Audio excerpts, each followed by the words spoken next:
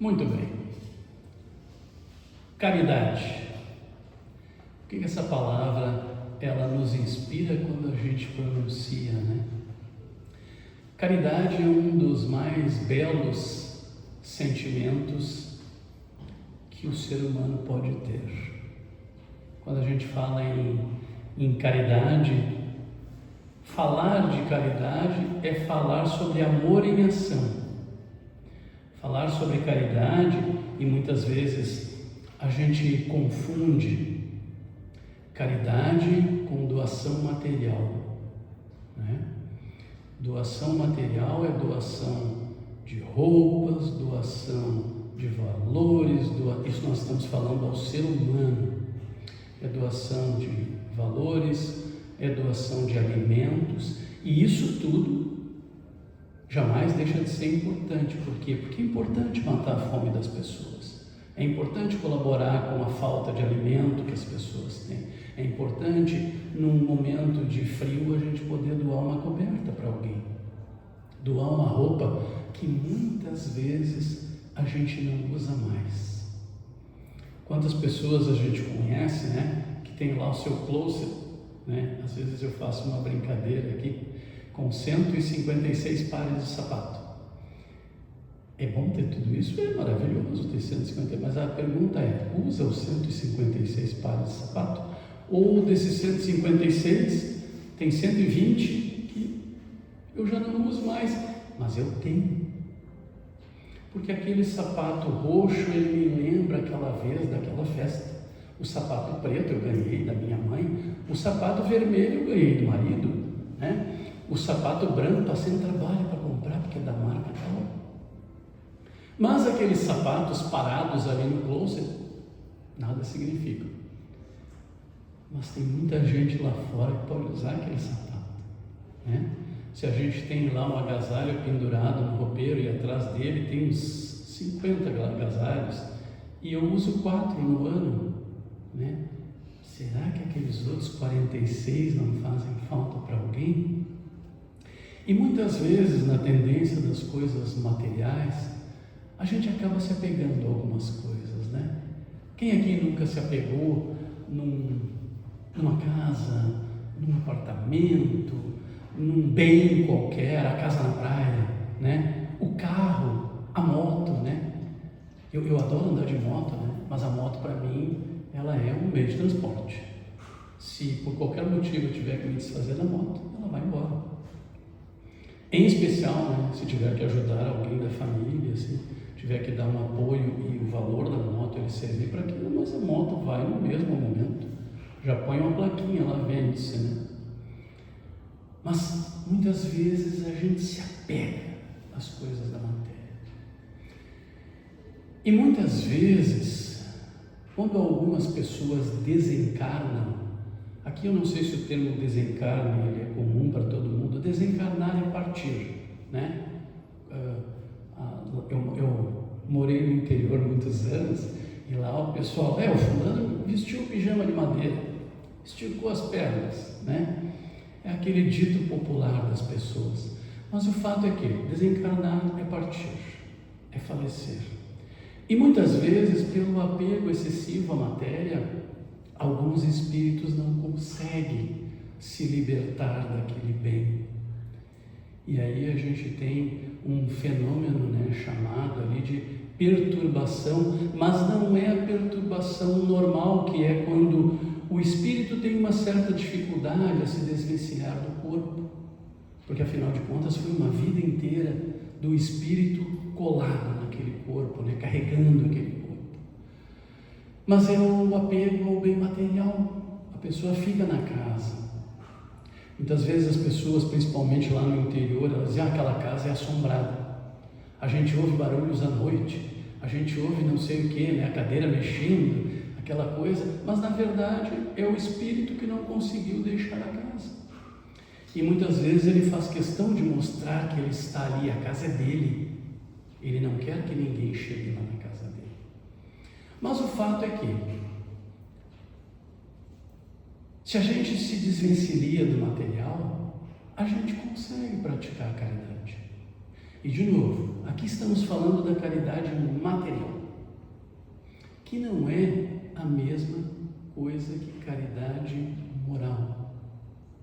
A caridade feita com o coração, a caridade feita com a mente. Muitas vezes a gente estende a mão a uma pessoa e espera que ela siga aquilo que a gente quer que ela siga, né? Não, mas eu dei, o cara foi lá e botou fora, mas então não vou dar mais nada. Vejam, é o nosso potencial de julgamento sobre os outros em ação, né? E a pergunta é, quem somos nós para julgar? Esta é a pergunta que fica. Quando nós pensamos em caridade, nós pensamos assim que ser caridoso é propiciar algo de bom. Quantas vezes aconteceu conosco de uma pessoa estar precisando nos ouvir simplesmente? E nós conversamos com aquela pessoa, e aquela pessoa deu aquela sacudida na vida dela, acordou e disse assim: puxa vida, como essas palavras soaram bem para mim. É um ato de caridade. Nós fizemos naquele momento um ato de caridade moral. Ah, mas eu dei o conselho e ele não seguiu. Paciência, eu dei um conselho, eu não dei uma ordem. Se a pessoa não quiser seguir, e a doutrina espírita nos ensina isso, Deus nos deu um presente, né, que foi uma coisa chamada livre-arbítrio. Livre-arbítrio é a capacidade que o ser humano tem de seguir o seu próprio rumo e fazer o que ele quiser. O ser humano é livre. E se eu dei um conselho para a pessoa, ela tem o livre-arbítrio para seguir o meu conselho ou não. Eu não sou Deus, né? Eu dei só um conselho humano para aquela pessoa. Se aquilo não encaixou para ela, paciência. Mas eu, como ser humano, tenho que ter o meu orgulho bem baixinho, a minha vaidade bem baixinha, para eu aceitar que ela não quis seguir o meu conselho. Esta é uma forma de caridade. Caridade é a gente acordar de manhã, e se a gente tem mãezinha e paizinho vivo, mandar uma mensagem para o paizinho e para a mãezinha e dizer: pai, bom dia, mãe, bom dia, seja bem-vindo a um novo dia. É um novo dia para a gente se descobrir, para a gente fazer melhor do que fez ontem. Já pensaram se a gente acordasse todas as manhãs e fizesse uma pergunta assim para a gente mesmo: o que eu fiz de bom ontem? Será que nós teríamos respostas imediatas? Né? Não sei. Não sei se a gente teria. E melhor, né, a gente perguntar para a gente mesmo: o que eu posso fazer de bem hoje? É uma pergunta que é complicada da gente responder às vezes, porque a gente pensa num monte de coisas no momento e no afã do dia a gente acaba esquecendo. E aí aquele tempo passa, né? Aquele tempo passa e às vezes a gente esquece. E aí no final do dia a gente pensa: puxa vida, eu deveria ter feito tanta coisa boa hoje, mas não fiz. Mas o dia já passou e o tempo não volta. A gente aprende isso desde pequeno. Aproveitemos o tempo para fazer boas ações. Quantas vezes, dentro da família da gente, tem um ente que não fecha muito com a gente. E isto é mais do que normal, porque o plano superior, entre uma encarnação, uma reencarnação e outra, ele mexe nos vínculos familiares. Às vezes, uma filha que sofreu muito com a mãe, ela volta como mãe e a mamãe volta como filha. E a gente, como seres evoluídos, estamos em 2026, dia 7 de abril de 2026, nós temos que aprender a perceber isso na família da gente. É um ato de caridade. Entender o familiar que não dá certo conosco. E um dia a gente fazer uma boa ação para esse nosso familiar. Quantas vezes a gente ouve uma pessoa dizer assim: tive uma discussão com meu irmão por causa do futebol e nós não nos falamos mais. Que baita elo familiar, hein? Eu tive uma discussão com meu irmão por causa do futebol e nós nunca mais nos falamos. E o futebol dá o quê nessa questão da família? Pelo menos nenhum jogador de futebol nunca bateu na minha porta para dizer: precisa de alguma ajuda, uma força, tem algum problema que eu possa ajudar? Não lembro. Nenhum jogador de futebol nunca bateu na minha porta. Não estou aqui dizendo que futebol não é bom, que não é alegria, que não é o timão, né? Mas, de novo, brigar com um familiar por causa de uma divergência relativa ao futebol significa que o laço familiar é extremamente forte, né? Ou então briguei com meu familiar por causa de política, briguei por causa de R$100, briguei porque ele não gostei como é que ele falou. Mas se não gostou de como ele falou, chama ele, dá uma conversadinha, né? Faz aquele tete a tete ali, até no churrasquinho caseiro aquele, né? De casa, com aquela picanha, com aquela mantinha de banho, assim, né? Aquele salzinho grosso. E aí a gente senta para conversar. Caridade está simplesmente no ato de a gente ter bondade. Muitas vezes, quando a gente faz uma oração por uma pessoa e essa oração ela é dedicada, nós estamos fazendo um ato de caridade. Mas a oração ela não pode ser como a gente brinca: eu estou orando, mas eu estou no TikTok, né? Tic-tac, né? Aquela rede social lá, ou então eu estou pensando no Facebook, que a minha irmã postou um negócio lá, eu preciso ler. Isto não é oração. Esqueçam. Não orem, não façam essa oração. Porque a oração verdadeira é que nem a caridade verdadeira. Ela é feita com o coração e com a mente. Ela não é feita com os lábios. Eu posso recitar uma oração? Claro. Mas eu não posso só fazer a oração de lábios e não estar concentrado nesta oração. Se nós pudéssemos ver onde a nossa oração chega de acordo com a forma como a gente ora, a gente ia ver um espectro todo azulado, muito bonito, mas que vai aqui na esquina. Ele não chega até o plano superior. Muitas vezes os espíritos que estão próximos nos ajudam, mas o bom é quando essa oração sobe até o plano superior, e o plano superior é que nos ouve e demanda seus irmãos espirituais para tratarem daquela situação em específico. E aí a gente pensa: puxa vida, fui atendido, aquela pessoa foi atendida, eu pedi por ela. Foi sim a nossa vontade que fez isso, mas porque a nossa oração chegou em algum lugar. Se uma pessoa cai, vamos supor, né, o Lourenço está caminhando aqui e bum, cai ali, tropeça. E eu levanto a pessoa segurando o celular, né, para mostrar na rede social que eu sou uma boa pessoa. Não levanta a pessoa do chão, deixa ela. Porque alguém vai levantar essa pessoa caridosamente, não com segundas intenções. E esta caridade com segundas intenções é a caridade moral que não tem valor. Eu estou estendendo minha mão, mas eu espero que a outra venha na minha direção. E não é assim que as coisas funcionam.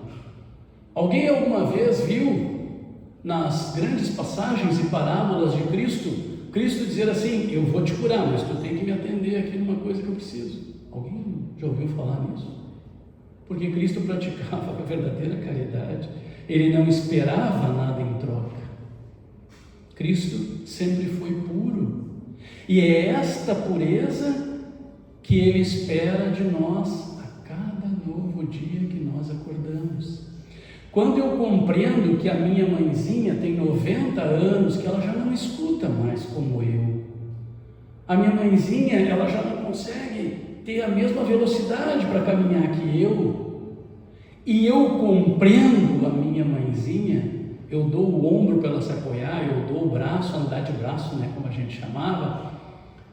Eu estou exercendo a verdadeira caridade, porque eu estou sendo compreensivo com uma pessoa que está ali do meu lado e que precisa da minha ajuda. E eu não tenho nada para mostrar ajudando a minha mãezinha, porque porque eu simplesmente a ajudo porque ela precisa. E assim é com o paizinho, assim é com a vovó, assim é com o vovô, assim é com uma pessoa qualquer que tem um problema qualquer, porque ela simplesmente precisa da nossa ajuda.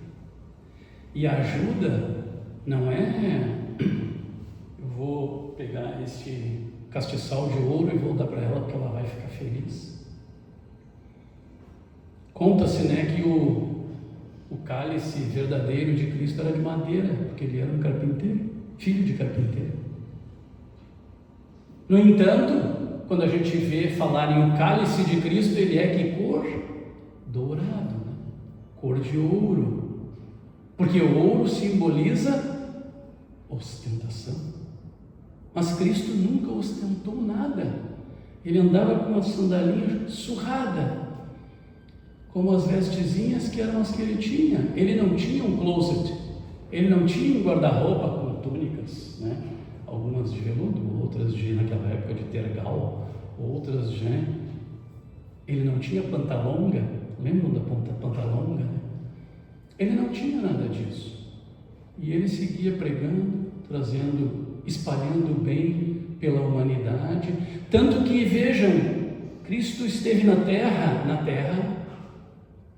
encarnado por 33 anos aproximadamente. E vejam o que ele significou na terra, porque até hoje nós procuramos seguir os ensinamentos dele. Não foi uma onda, não foi uma música, não foi um momento da juventude transviada daquela época, né? Não foi uma coisa que passou. A vinda de Cristo na terra, ela ficou aqui. E mesmo naquele momento em que ele estava com os braços estendidos, as mãos, os pés também, sofrendo muito, ele disse assim: Pai, perdoai-os, pois eles não sabem o que fazem. Alguém reconhece um ato de caridade maior? Cristo, quando veio à Terra, ele já tinha seus 4,5 bilhões de anos de existência. Ele já tinha, porque Cristo, conta-nos os Espíritos, já participava da criação do nosso sistema solar, da criação do nosso planeta e como é que ele evoluiria. Há 4,5 bilhões de anos atrás, o que Cristo nos deu aqui em 33 anos foi só um pedacinho muito pequeno de todo o poder dele. Cristo poderia estar lá crucificado, sofrendo e ter dito assim, que se desfaça a vida na terra, e faria. Estaríamos extintos, que nem os dinossauros. Mas o que ele fez? Pediu perdão, que Deus perdoasse aquelas pessoas, porque elas não sabiam o que faziam. O que elas estavam fazendo era reflexo da pura ignorância. Foi isso que ele quis dizer. E Deus atendeu, afinal de contas, seu filhão, né? Um dos. Deus o atendeu e perdoou aquelas pessoas todas. Precisamos ter a mesma magnitude de Cristo na Terra? Claro que não, né? Todos nós somos imperfeitos. Inclusive esse cara que está falando para vocês, cheio de imperfeições. Mas todos os dias esse cara, quando acorda, ele pensa exclusivamente no bem. Ele pensa em fazer o bem. E em várias partes do dia ele consegue. Porque fazer o bem, às vezes, é ir ali na minha mãezinha, que fica a 50 passos da minha casa, ir lá e tomar um cafezinho com ela e dizer alguma coisa de bom para ela. E ela fica feliz. E às vezes ela diz assim, eu fiquei 1h30 lá conversando com ela, ela diz, mas tu já vai? Porque com 90 anos ela mora sozinha. A mim, como filho, é um motivo de orgulho, mas orgulho maior, no meu caso, é poder ser bom para ela, é poder ser bom para os meus vizinhos, que sempre que precisam de alguma coisa, a mão está estendida, é ser bom para as pessoas que batem lá na porta da minha casa e pedem alguma coisa para se alimentar. E vou dizer para vocês, dificilmente, eu não lembro de alguém que tenha me pedido dinheiro. Eu lembro de alguém que tenha pedido um alimento, uma roupa, um agasalho, uma coberta. E as pessoas dizem assim: "Bah, tio, obrigado por ter esse bom coração." E aí eu digo: agradeça aquele cara lá de cima que me possibilitou ter o mínimo para poder ajudar. E sempre que eu tiver, pode bater aqui. Pode ser que um dia eu não tenha. Afinal de contas, eu também sou imperfeito, né? Mas sempre que ele precisar, eu vou estar estendendo a mão. E estender a mão é perguntar assim: e aí, aquela dor passou? E a pessoa diz: ó, show de bola, aquele comprimidinho resolveu os meus problemas.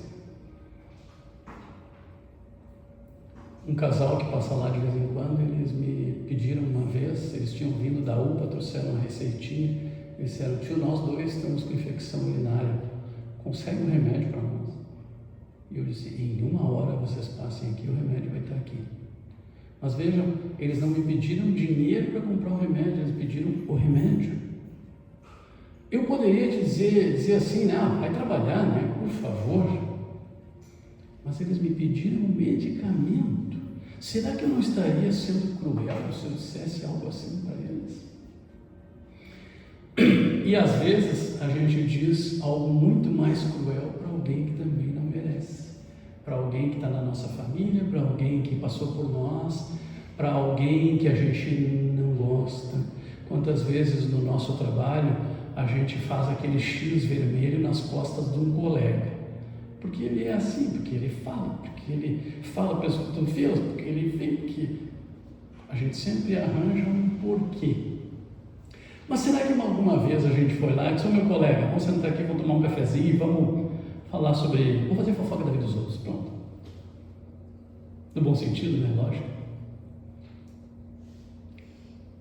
Então a caridade, essa palavra tão curtinha e tão importante, ela é a palavra que erradicaria a fome no mundo. É simples, é uma palavra tão pequena. Caridade é a palavra que acabaria com as guerras no mundo, porque bastaria ter a compreensão de que aquela terra não é minha para que não houvesse a guerra, ou que eu não tenho que defender a minha soberania, porque eu não sou soberano, soberano é aquele cara que está lá em cima. Mas o ser humano, ele tem essa coisa, né? Eu vivo na Terra, então eu sou maior que os outros. Quando a sonda Voyager 1, que, pasmem, né, para quem não costuma, eu gosto de acompanhar essas coisas científicas enquanto eu trabalho lá, e a sonda Voyager 1, ela está ainda ativa, e ela foi lançada em 1976, se não me engano. E não sei se vocês já ouviram falar de Carl Sagan. Carl Sagan foi um astrônomo brilhante que nós tivemos, que partiu até bem cedo, infelizmente. E Carl Sagan conseguiu, na época em que a Voyager foi lançada, e ela estava bem distante da Terra, ele conseguiu convencer a NASA a virar a Voyager e tirar uma foto da Terra. E essa Terra ela ficou conhecida como o pequeno pontinho azul. Porque a Terra é tão insignificante perante a vastidão do universo, que aquele pontinho minúsculo azul, quase imperceptível, éramos nós. E dentro da Terra, muitas vezes as pessoas se julgam deuses. Mas lá fora, nós somos aquele pontinho azul. Nós não somos quase nada. De um planeta de provas e expiações, a Terra está entrando firmemente em um planeta de regeneração. Através dos alinhamentos planetários, de tudo que o plano espiritual nos traz, corriqueiramente a Terra entrou em regeneração. Ainda veremos muitas situações complicantes na Terra, veremos, claro. Estamos na Terra, né? É um planeta de provas as expiações em resquícios. Mas aquela palavra ali é o segredo para a nossa total regeneração. Aquela palavra ali, se ela for praticada, a terra entrará definitivamente em regeneração muito mais rápido do que se prevê. É Deus que vai fazer isso? É Jesus que vai fazer isso? Não. Sinto muito desapontá-los. Não é Jesus, não é Deus. Somos nós. Porque Deus, Jesus e o plano superior instituíram a caridade nos nossos espíritos. Eles só esperam que a gente pratique. Este é o grande segredo da humanidade. Está naquela pequena palavra. Notem que o título ali, ele não diz a caridade é importante, a caridade é maravilhosa, a caridade é o ato de amor, diz só a caridade. E é isso que nós precisamos colocar em prática, meus irmãos e irmãs. A caridade. E começa onde? No meu acordar. Quando eu vou preparar um café e não digo assim, esse café amargo, essa marca de café, esse pão não sei o quê, esses frios, né, que a gente chama aqui no sul, a mortadela e o queijo, o presunto e o chester e o peito de peru, isso está com gosto. A caridade começa aí, agradeçamos por aquela xícara de café, porque tem muita gente que não tem, e nós só não damos valor. Quando sairmos à rua, agradeçamos pelas belezas que nós estamos encontrando. Quanta gente está lá no seu carro dirigindo, preocupada com o negócio que não deu certo, que tem que a reunião de amanhã e na frente tem um arco-íris daqueles maravilhosos. E a pessoa não está nem aí para o arco-íris, e o arco-íris se mostrando lá, né? Estou aqui, e a gente não dá a mínima. Ou então aquela lua cheia que nem antes de ontem, se não me falha a memória, que a gente via aquele laranja gigante no céu. Aquilo é um espetáculo. Mas não, eu estou aqui dirigindo e estou no Facebook, no Instagram, vendo videozinho de pessoa dançando, né? Vendo videozinho de a pessoa imitando a outra que imita a outra, que imitou a outra, que imitou a outra, né? Ou então do cabelinho cortado de um jeito, com a tinta, não sei das quantas, que eu vou fazer igual o outro fez, o outro fez, o outro fez, ou seja, parece aquelas copiadoras xerox, né? Lembra? Tirava cópia, né? Parece que nós somos cópias, né? Ao invés de prestarmos atenção em coisas extremamente importantes. Vem uma pessoa na faixa de pedestre e a gente para o carro. Notem que hoje as pessoas fazem assim, ó. Por quê? Porque ninguém mais faz isso. É uma pessoa na faixa de pedestres. Se eu vejo que não vem carro atrás de mim, eu paro. Eu ligo o pisquinha alerta ali e paro. As pessoas já começam a compreender o pisca-alerta perto da faixa de pedestre. Por quê? Porque é prática. A gente começa a praticar, as pessoas começam a entender. Quando tem aquela, aqui no sul, a tranqueira, né? O engarrafamento, e a gente vê que a fila da frente vai parar, apertou ali, todo mundo aperta o pisca-alerta para sinalizar para as outras pessoas que vai parar.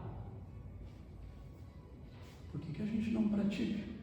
Não liga o pisca-alerta ali, ó, da caridade.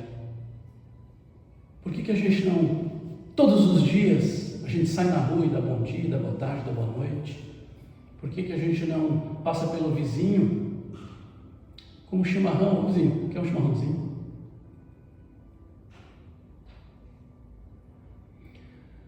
A caridade, ela está em nós. O amor, ele está em nós.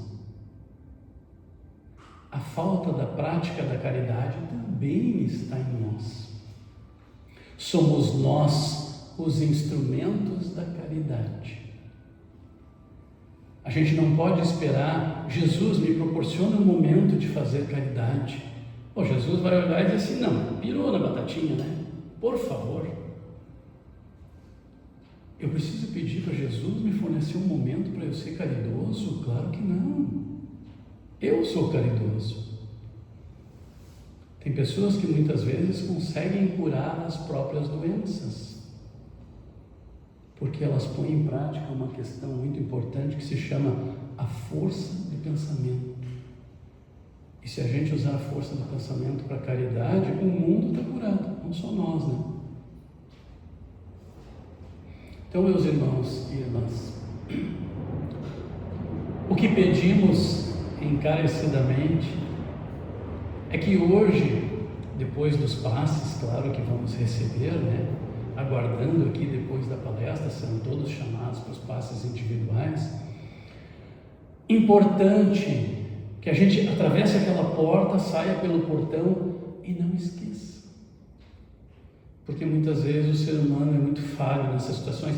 Eu saio lá, me acontece alguma coisa e o capeta vem, né? E aí eu armo as garras e vou à luta. Ah, mas tu não pode falar assim comigo. Ah, mas tu não pode dizer isso para mim. É o meu orgulho e a minha vaidade entrando em módulo ação. E o orgulho e a vaidade são dois defeitos do ser humano, assim como o egoísmo. Então, controlemos o orgulho, controlemos a vaidade, sejamos mais pacienciosos, mais compreensivos com as pessoas, com os animais, com o nosso planeta que está precisando tanto de nós. E que Cristo, com tanto trabalho, planejou, né? Ele citou cada etapa da evolução da Terra e nos deu o planeta, assim como Ele nos deu esta veste, nesta encarnação e em cada reencarnação sucessiva. E a gente tem que cuidar dessa veste, porque ela é a nossa forma de, nesta Terra, fazer caridade. O nosso espírito, ele é eterno, ele vai continuar independente de quantas vezes a gente trocar essa veste. Mas a gente tem que cuidar dela, a gente tem que preservar essa veste. Os vícios, muitas vezes, eles são os grandes problemas dessa veste. E Jesus não traz vício, Deus não traz vício, somos nós que trazemos os vícios. Então vejam, de novo, o nosso velho livre-arbítrio. Podemos fazer o mal para nós e para os outros? Claro que podemos, é livre. Agora nós podemos fazer o bem para os outros e para nós mesmos, também é livre.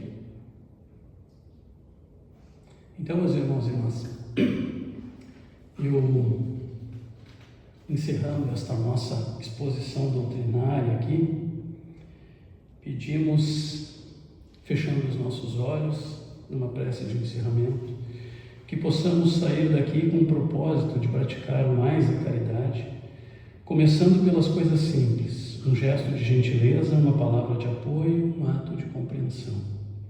E que pouco a pouco possamos transformar nossas vidas através de amor, construindo um caminho de luz, paz e evolução, sempre guiados pela caridade, que é o maior de todos os ensinamentos. Que assim seja. Muito obrigado.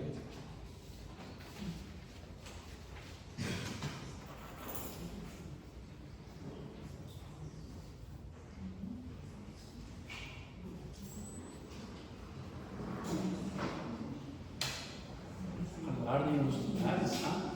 Que serão todos chamados para o passe. Por favor.